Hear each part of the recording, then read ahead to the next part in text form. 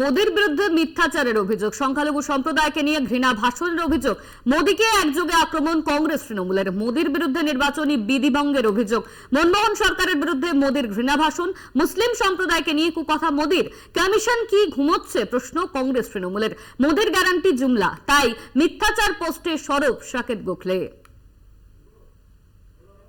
মোদির বিরুদ্ধে মিথ্যাচারের অভিযোগ, সংখ্যালঘু সম্প্রদায়কে নিয়ে ঘৃণা ভাষণের অভিযোগ, মোদিকে একযোগে আক্রমণ কংগ্রেস তৃণমূলের, মোদির বিরুদ্ধে নির্বাচনী বিধিভঙ্গের অভিযোগ করা হচ্ছে, মোদির বিরুদ্ধে নির্বাচনী বিধিভঙ্গের অভিযোগ তৃণমূল কংগ্রেসের, মনমোহন সরকারের বিরুদ্ধে মোদির ঘৃণা ভাষণ, মুসলিম সম্প্রদায়কে নিয়ে কুকথা মোদির, এমনই অভিযোগ করছে কংগ্রেস তৃণমূল।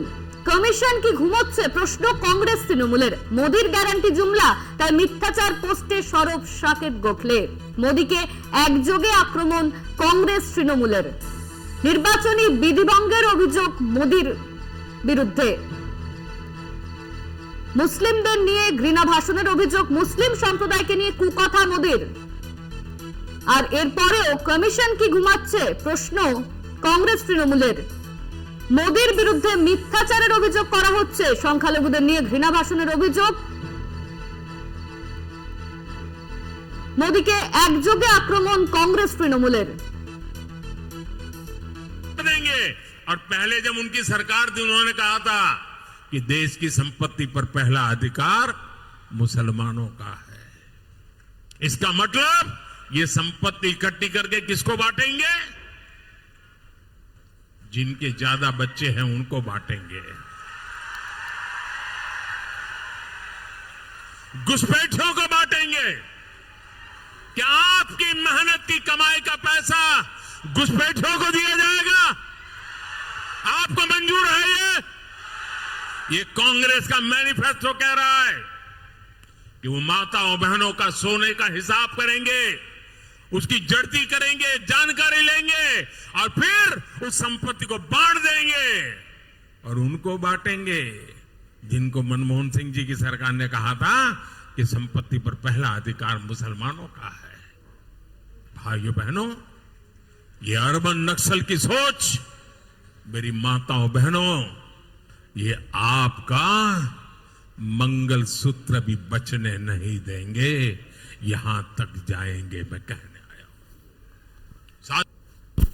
मनमोहन सिंह जी की सरकार ने कहा था कि संपत्ति पर पहला अधिकार मुसलमानों का है। এই নিয়ে আমরা কথা বলবো, আমাদের সঙ্গে রয়েছেন তৃণমূল নেতা শান্তনু সেন। আপনাকে স্বাগত কলকাতা টিভিতে। মোদির নামে মিথ্যাচারের অভিযোগ, সংখ্যালঘু সম্প্রদায়কে নিয়ে ঘৃণা ভাষণের অভিযোগ, আর এই নিয়ে কংগ্রেস তৃণমূল আক্রমণ করেছে মোদিকে, ঠিক কি বলবেন এই নিয়ে?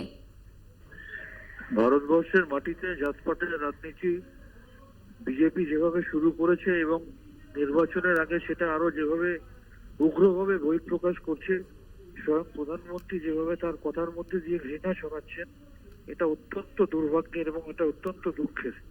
সংখ্যালঘু সম্প্রদায়ের মানুষ বিজেপির দ্বারা যে কতটা অত্যাচারিত সেটা একাধিক নিদর্শন আমরা ইতিমধ্যে দেখেছি।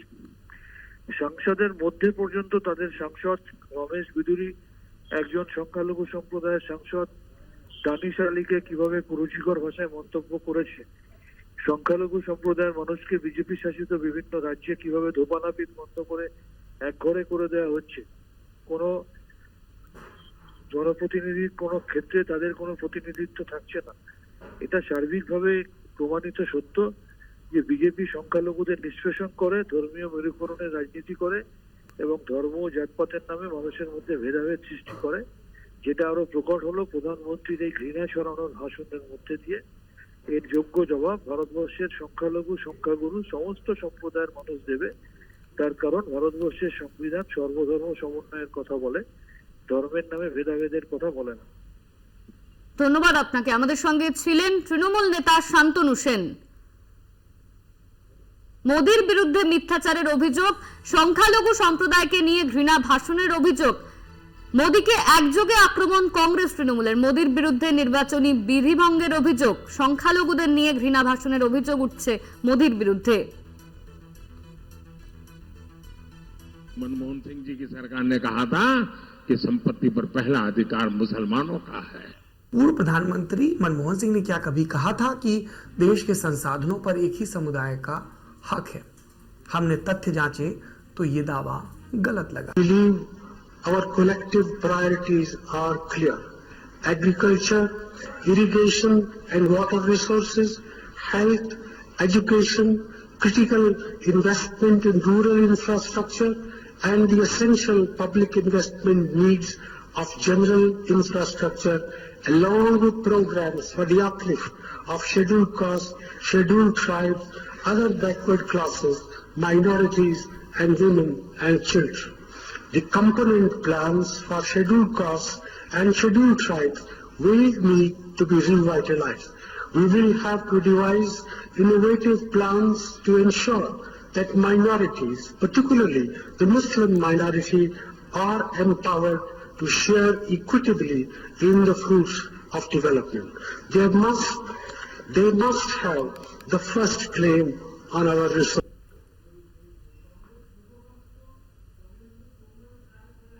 এই মুহূর্তে আমাদের সঙ্গে রয়েছেন কংগ্রেস নেতা সৌম্য আইচ রায়। আপনাকে স্বাগত কলকাতা টিভিতে। সংখ্যালঘু সম্প্রদায়কে নিয়ে ঘৃণা ভাষণের অভিযোগ মোদির বিরুদ্ধে, কি বলবেন? এবং বিজেপি যারা আছেন তাদের এটা গোপন এজেন্ডা। এরা সারা জীবন ধরে ভারতবর্ষের সংখ্যালঘু সম্প্রদায়ের মানুষদের অপমান করেছেন। তারা মনে করেন ভারতবর্ষের সংখ্যালঘু সম্প্রদায়ের মানুষরা দেশের অঙ্গ নয়, যেটা সর্বৈব ভুল এবং এটা ঘৃণা। এই দেশটা সবার। তাই মাননীয় প্রধানমন্ত্রী কখনো পোশাক দেখে চিনতে পারেন, আর কখনো ফ্রিজের মধ্যে কি খাবার আছে সেই দেখে তাকে হত্যা করা হয়। তো এটা হচ্ছে ভারতবর্ষ, এটা হচ্ছে মোদির ভারতবর্ষ, এটা হচ্ছে নতুন ভারতবর্ষ। মুখে যতই বলুন সবকা সাথ সবকা বিকাশ, আসলে উনি ভাগ করতে চাইছেন ভারতবর্ষটাকে। সেটার জন্য উনি ঘৃণার ভাষণ দিচ্ছেন এবং উনি সবার প্রধানমন্ত্রী কখনোই হননি। উনি ভারতবর্ষের একটা সম্প্রদায়ের প্রধানমন্ত্রী হয়েছে। ধন্যবাদ আপনাকে। আমাদের সঙ্গে ছিলেন কংগ্রেস নেতা সৌম্য আইচ রায়।